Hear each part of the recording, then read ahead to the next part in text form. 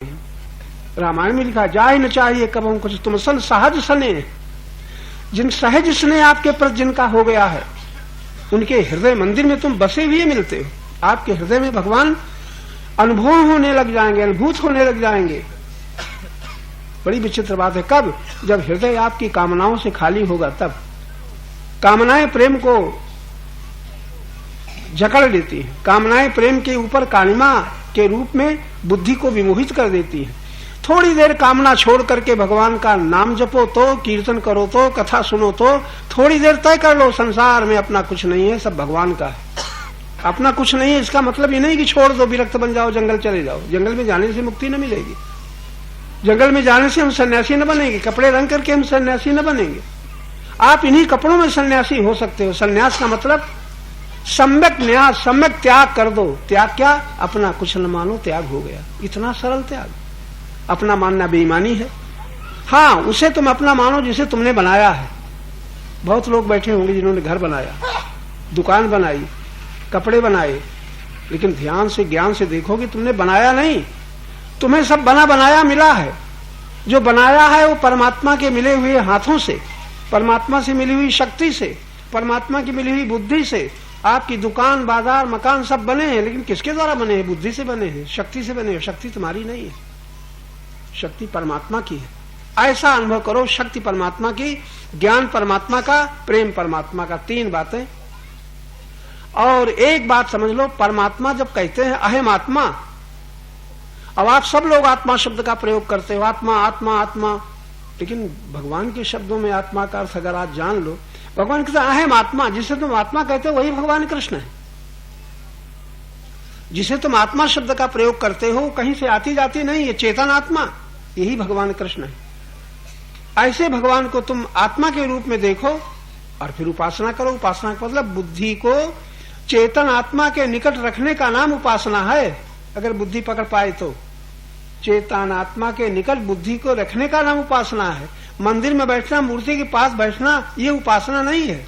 चेतन आत्मा के निकट बुद्धि को रखना उपासना है। ऐसी उपासना से वासना का अंत होता है। आप चाहें तो आत्मा के रूप में भगवान कृष्ण को अभी से अनुभव करें। सोने के पहले, जागने के बाद, दिन में कई बार, रसोई बनाते समय, भोजन करते समय, कपड़े पहनते समय चेतन आत्मा को ध्यान से देखो। यही तो कृष्ण है। कृष्ण का एक रूप नहीं है। कृष्ण का विराट रूप जब गीता में वर्णन किया गया है, वो तो सर्वमय कृष्ण है। कृष्ण ही सर्वमय है। ऐसे कृष्ण को चेतन आत्मा के रूप में, ज्ञान के रूप में, प्रेम के रूप में, शक्ति के रूप में अपने साथ अनुभव करो। इतना ही आपसे निवेदन है। अब आप लोग आरती करें। फिर नारायण लक्ष्मी श्रीमन नारायण नारायण नारायण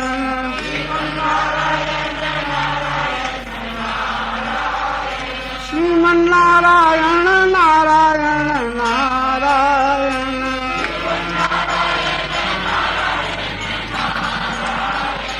नमो नारायण नारायण नारायण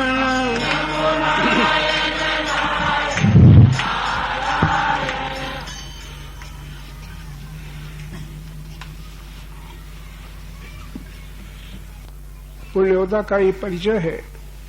बिना पुण्य के ऐसी कथा सुनने को मिलती नहीं। कथा का वक्ता ज्ञानी है ऐसा न मान लेना, विद्वान है ऐसा भी न मान लेना। जब भाव से, प्रेम से कथा कही और सुनी जाती है तो उसके भीतर भगवान का ज्ञान बुद्धि में प्रकाशित होता है। परमात्मा ज्ञान रूप से उसकी बुद्धि में प्रकाशित होता है। इसलिए कथा बड़ी सरस, सुंदर, प्रभावशाली बन जाती है, जैसा कि आप देख रहे हैं।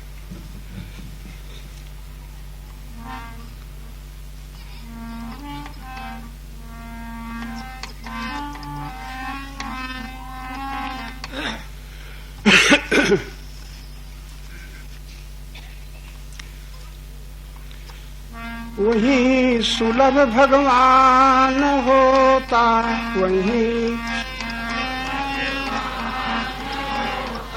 वही सुलभ भगवान होता,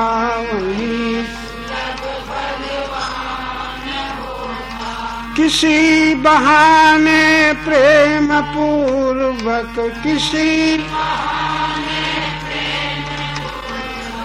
जब उसका आह्वान होता, जब वहीं सुलभ भगवान होता।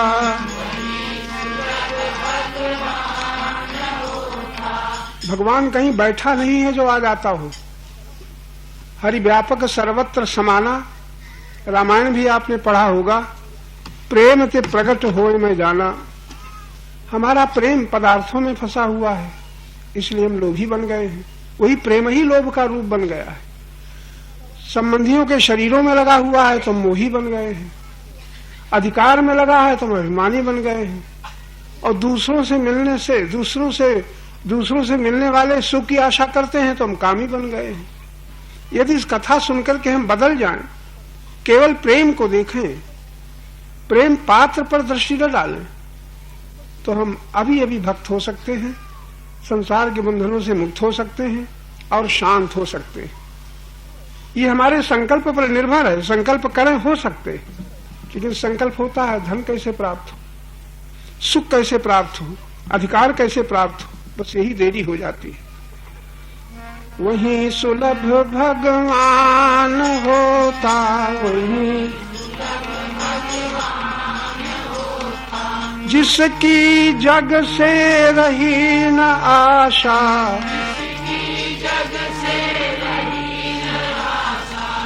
जिसकी जग से रही न आशा, भक्ति प्रेम की ही अभिलाषा,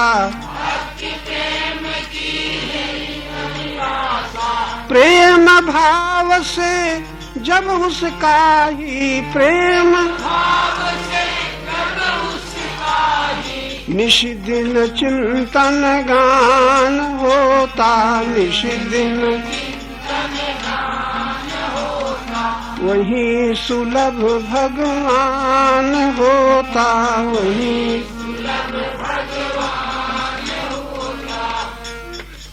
जिसमें सुंदर भाव तरलता, जिसमें सहिष्णुता, ये सब गुण हैं हमारे आपके जीवन में, कठिन नहीं है। अगर हम संकल्प करें तो वही शक्ति परमात्मा के गुणों में प्रकट हो सकती है, जो शक्ति आसुरी गुणों की पोषक बनती है। जिसमें सुंदर भाव तरलता, जिसमें सहिष्णुता निर्दोष सरलता, दया क्षमा करुणा से पूरित, दया जहाँ स्वतंत्र विधान होता, जहाँ वही सुलभ भगवान होता।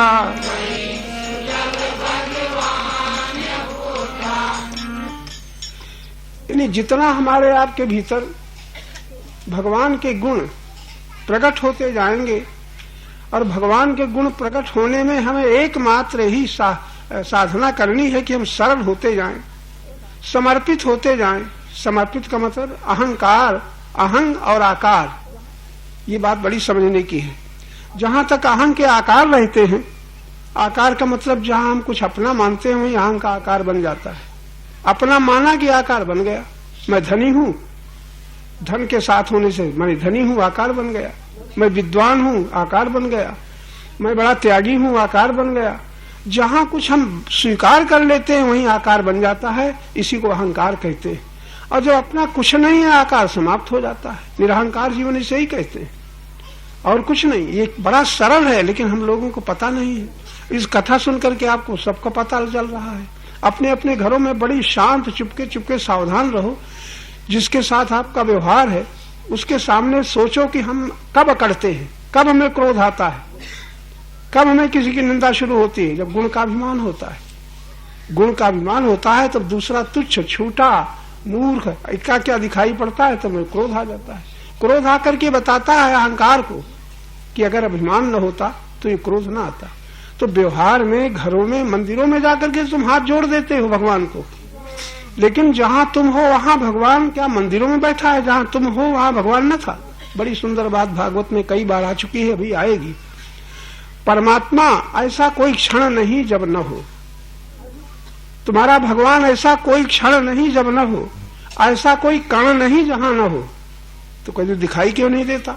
तो याद रखना, दिखाई क्यों नहीं देता, ये जो प्रश्न करते हैं वो भूल जाते हैं कि उन्हीं के द्वारा हम देख रहे हैं, उसी शक्ति से हम सुन रहे हैं, उसी शक्ति से हम सुख का भोग कर रहे हैं, उसी शक्ति से हम दुख का अनुभव कर रहे हैं। तो एक बात बड़ी याद रखने की है, हमें बहुत दिन बाद ये पता चला एक संत से, उन्होंने बताया परमात्मा व्यक्ति नहीं है, अनंत शक्ति है। तो हमारे आपके साथ शक्ति है, उसी समय होश में आ जाओ, ये शक्ति अहंकार की नहीं है, परमात्मा की है। लेकिन अहंकार उस शक्ति को लेकर के भोगी बन गया है। बस यही बड़ा भारी दोष है। इसको अगर समझ लो तो आपकी कथा सुनना मुक्ति भक्ति का साधन बन जाए।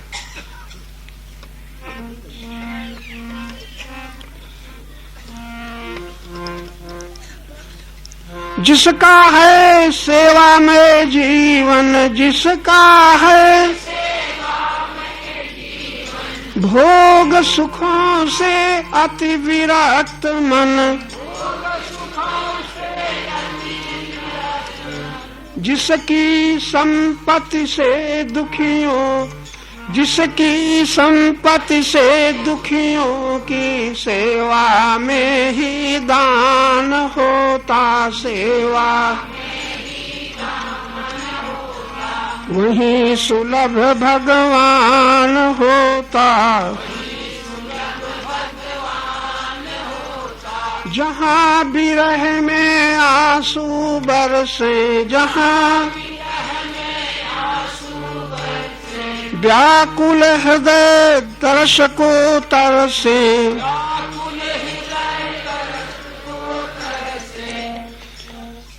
ये परमात्मा की प्राप्ति का बड़ा सरल साधन है।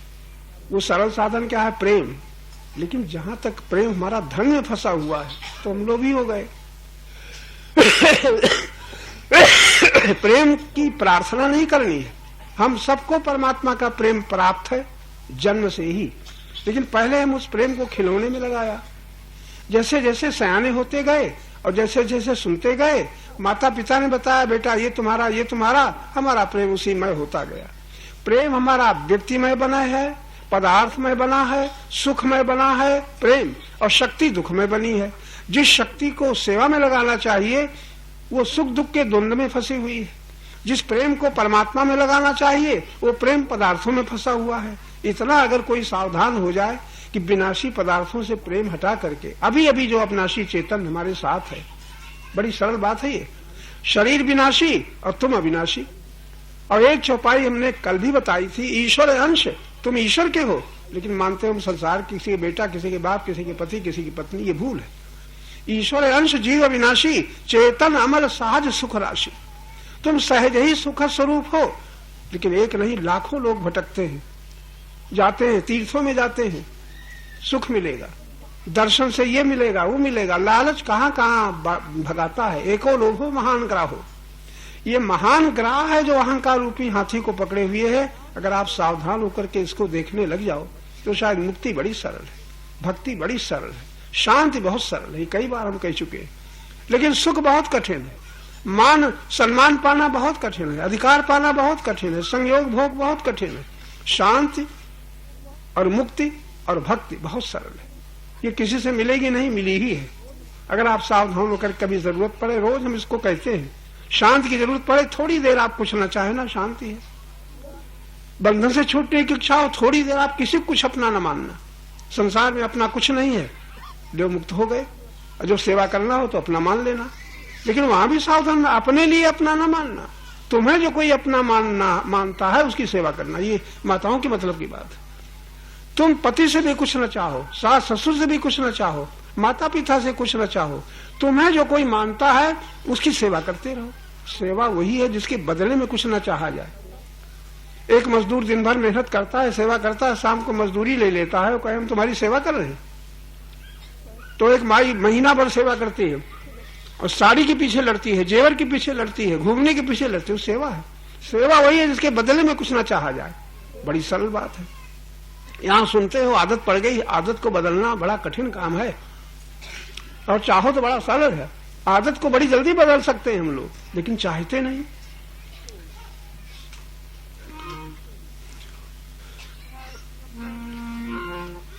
चलो हो गया, देर हो रही, संध्या हो गई, अब कल सुनना। आज की बात में अभी अभी जो सुना था आपने, किसी तरह तुलसी जाके चित भई राग द्वेष की हानि। बड़ी सुंदर बात संत ने बताई है। सोई ज्ञानी, सोई गुणी, सोई दाता, सोई ध्यान, तुलसी जाके चित भई राग द्वेष की हानि। राग में हमारा प्रेम फंस गया है और द्वेष में हमारी शक्ति फंस गई है। द्वेष में अगर शक्ति फंसी है तो सेवा न हो पाएगी, और राग में हमारी प्रीत फंसी है तो भजन न हो पाएगा। भजन का मतलब केवल जप करना नहीं है, भगवान का होकर के रहना। हम संसारिक संबंधियों के हैं, हम पति के हैं, पिता के हैं, पुत्र के हैं, सब कोई न कोई किसी का बनता है। भगवान के हम हैं ये कब याद आता है? आज से कोशिश करना, कभी दिन 24 घंटे के भीतर ये हम भगवान के हैं। भगवान अविनाशी, हम अविनाशी। भगवान चेतन, हम चेतन। भगवान आनंद स्वरूप, हम सुख स्वरूप। भगवान सदा रहने वाले, हम सदा रहने वाले हैं। शरीर संसार का है, संसार में मिलेगा, और हम भगवान से मिलेंगे नहीं, मिले ही हुए हैं। बड़ी छोटी छोटी बातें, मिले ही हुए हैं, मिलेंगे नहीं। सदा से मिले हैं लेकिन भूले हुए। तो भगवान की विस्मृति हो गई है, दूरी नहीं हुई। जिसे आप भगवान कहते हो, जिसे आप परमात्मा कहते हो, उससे दूरी कभी न हुई है न होगी।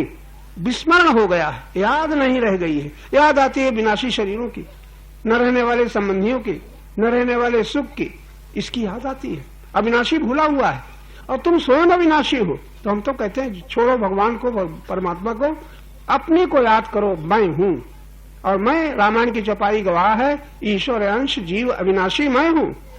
याद रहेगा जी? कह लो एक दो बार। ईश्वर अंश जीव अविनाशी।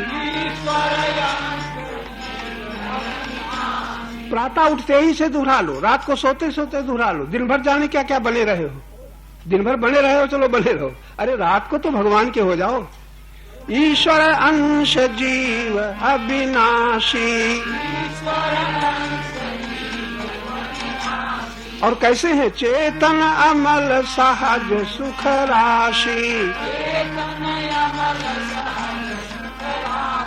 बड़ी कृपा है सदगुरु की, ज्ञान स्वरूप गुरु की, कि हम भटके नहीं हैं। शुरू से हमें न तीर्थों में गए, कहीं नहीं गए, पता था कि कहाँ जाएं, कहाँ भटके।